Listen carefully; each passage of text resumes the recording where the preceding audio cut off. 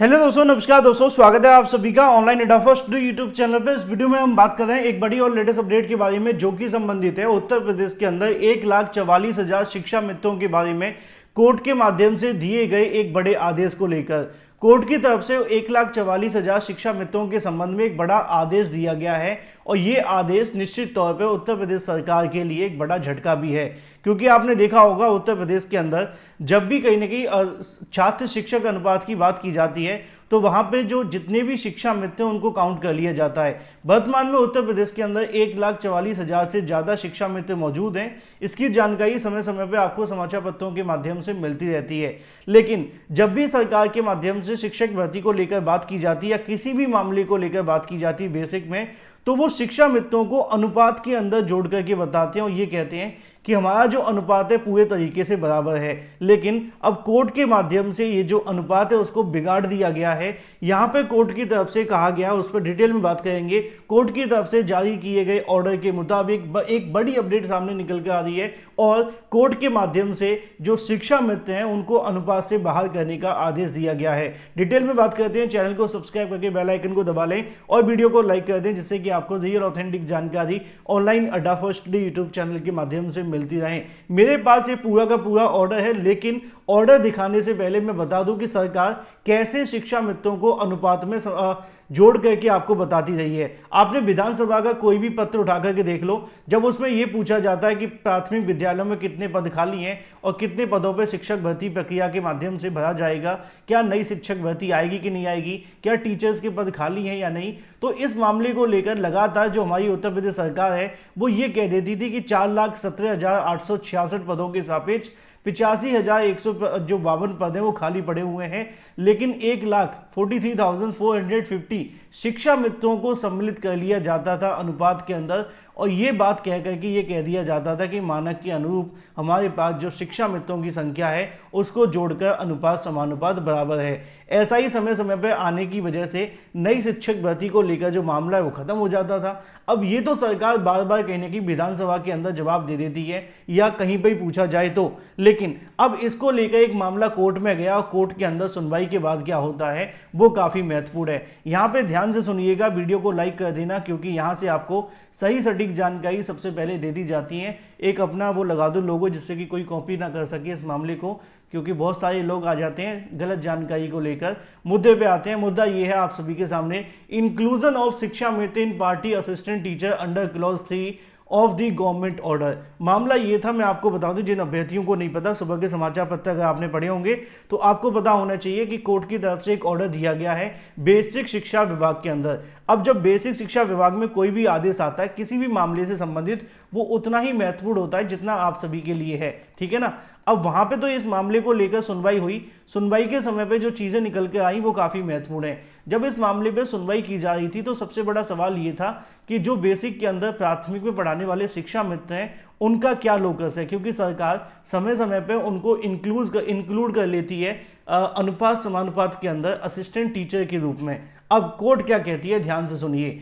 Court के माध्यम से कहा जाता है कि another aspect which is required to be taken into consideration in executive order can only supplement statutory provision. Court के माध्यम से कहा जाता है कि एक और मुद्दा है जिसको हमें थोड़ा समझने की आवश्यकता है, क्योंकि ये मुद्दा है शिक्षा मित्रों को इंक्लूड करने के बारे में। आगे उनके माध्यम से कहा जाता है कि जो भी प्रपोज होता है further can not be neither supplement और nor override such as provision has already have been held by honourable Supreme Court. Supreme Court of India के माध्यम से superintendent post office versus Izhar Hussain की याचिका पर सुनवाई करते हुए फाइनल डिसीजन दे चुके हैं कि किसी भी कर्मचारी को उसकी पोस्ट के आधार पर ओवरराइड नहीं किया जा सकता। यानी कि मान लीजिए कि एक आपको शिक्षक की आवश्यकता है और एक आपको शिक्षा मित्र की आवश्यकता है, तो आप ये नहीं कह सकते कि हमें सिर्फ एक ही की आवश्यकता है। जहां पे शिक्षा मित्र है वहां शिक्षक की भी आवश्यकता है। अगर आपको शिक्षा मित्र की आवश्यकता है तो वहां शिक्षक भी है, तो भी यहाँ पे आपको या तो शिक्षा मित्र या शिक्षक रखने की आवश्यकता है, क्योंकि आप किसी पोस्ट को ओवरराइड नहीं कर सकते हैं। ये आप सभी को समझना होगा। अब यहां पे कोर्ट के माध्यम से लिखा हुआ है, it is also relevant to notice that imposed clause 3 of the government order, सरकार के द्वारा जारी किए गए आदेश की क्लॉज नंबर 3 में इस बात को भी ध्यान में रखना है कि जो ट्रांसफर करनी है या एडजस्टमेंट करनी, जिसको आप समायोजन कहते हैं, would also take into affect by consideration the number of शिक्षा mitra employed in particular school.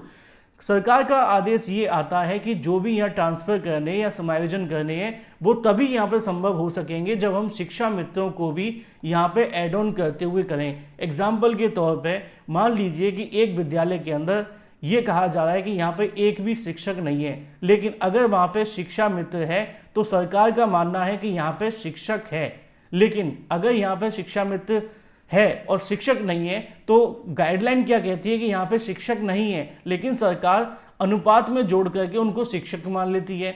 तो ऐसा कर देने से निश्चित तौर पर बड़ा झटका होता है और नई शिक्षक भर्ती के जो पद हैं वो भी कहीं ना कहीं भर जाते हैं। लिखा हुआ है द इंक्लूजन ऑफ शिक्षा Mitra as condition determine of people teacher ratio, यानी कि शिक्षा मित्रों को यहाँ पे जो कंसीडर किया जाता है उसके लिए एक अलग रूल है, क्योंकि शिक्षा मित्र को शिक्षक नहीं मान सकते। क्यों? लिखा हुआ है is quite against the statutory condition of service indicate in service rule 1981।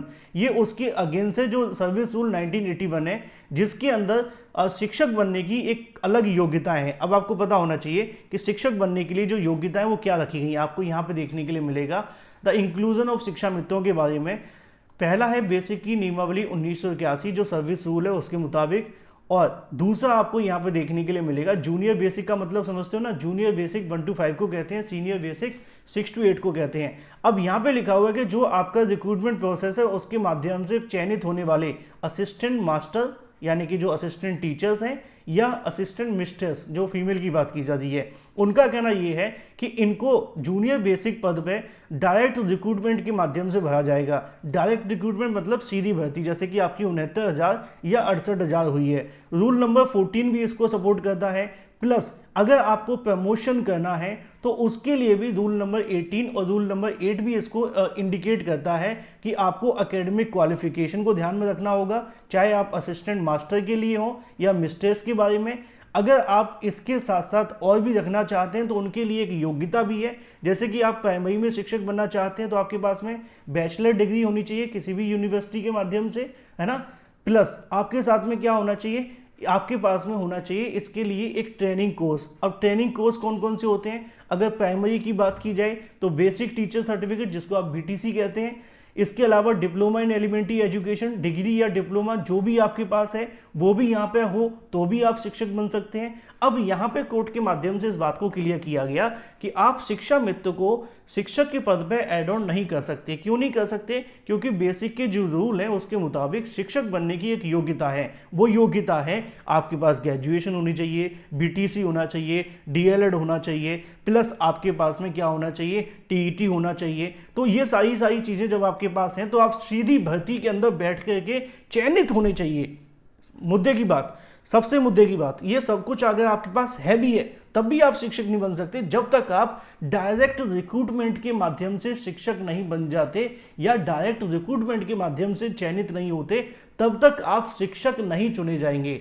तो इसी को लेकर यहाँ पे आगे लिखा हुआ है कि यूपी बेसिक एजुकेशन और टीचर सर्विस रूल 22वां संशोधन इसको भी सपोर्ट करता है। Rule 2018 where rule 8 was amend defined Shiksha Mitra mean to a person working as a such as junior basic school run by basic Shiksha Parishad under government order prior UP right to children और to free compulsory education rule 2011 और person who have been Shiksha Mitra and appointed as a assistant teacher in terms of judgment rendered by Supreme Court of India, the case State of UP and others versus Anand Kumar judgment 2015। अब आनंद कुमार का judgement तो आपको पता ही होगा, इस याचिका के अंदर ये फाइनल पहले से ही हो चुका है कि जो शिक्षा मित्र हैं जो असिस्टेंट टीचर के रूप में बनाए गए थे उनको रद्द किया गया था, यानी कि उनका समायोजन ही रद्द कर दिया गया है। जब उनको असिस्टेंट टीचर पद पे से हटा दिया गया है तो आप उनको किस तरीके से रख सकते हैं, क्योंकि सुप्रीम कोर्ट ऑफ इंडिया ने शिक्षा मित्रों को एज ए असिस्टेंट टीचर पद पे से उनकी जो नियुक्तियां हैं वो पहले से ही रद्द कर दी हैं। 25/7/2000 17 में हुआ था शायद इनका समायोजन रद्द, मुझे अगर याद है तो सही तरीके से। तो उसके बाद से शिक्षा मित्रों को शिक्षक के रूप में काउंट नहीं किया जा सकता।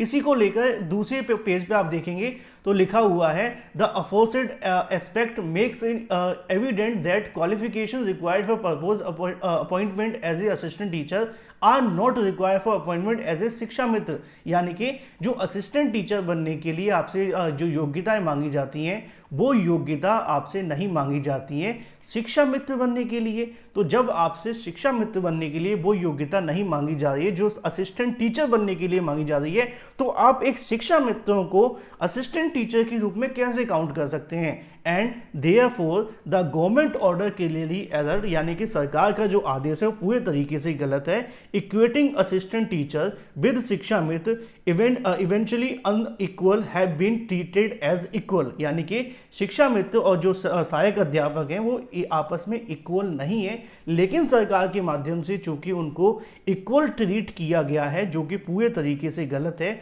और इसी बात को ध्यान में रखते हुए यहाँ पे जो आदेश है वो जारी किया गया है। अब जिन अभ्यर्थियों को ये पूरा का पूरा ऑर्डर पढ़ने के बाद अगर कोई भी डाउट रह गया है तो मैं उनको क्लियर कर दूं, क्योंकि डाउट क्लियर करना ही मेरा सबसे बड़ा मोटिव है आपको जानकारी देने के साथ साथ। अब आपने देखा कि इस ऑर्डर के अंदर कोर्ट ने इस बात को कंसीडर किया है कि जो सुप्रीम कोर्ट का ऑर्डर है जिसके माध्यम से शिक्षा मित्र यहाँ चयनित किए गए हैं वो सभी के सभी शिक्षा मित्र शिक्षक के रूप में तभी काउंट किए जा सकते हैं जब उनकी योग्यताएं एज ए शिक्षक पद के लिए पूरे तरीके से एलिजिबल हैं।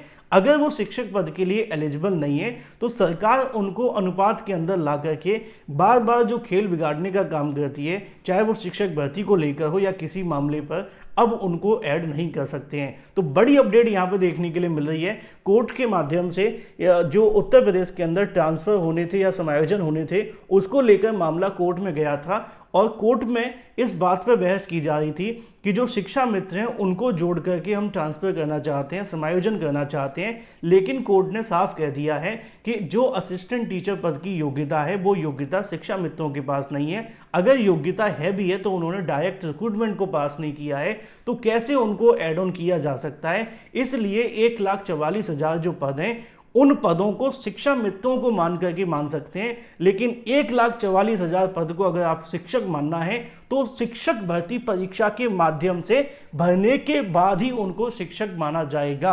अब ये एक बड़ी अपडेट है जो कोर्ट के माध्यम से ऑर्डर जारी किया गया है।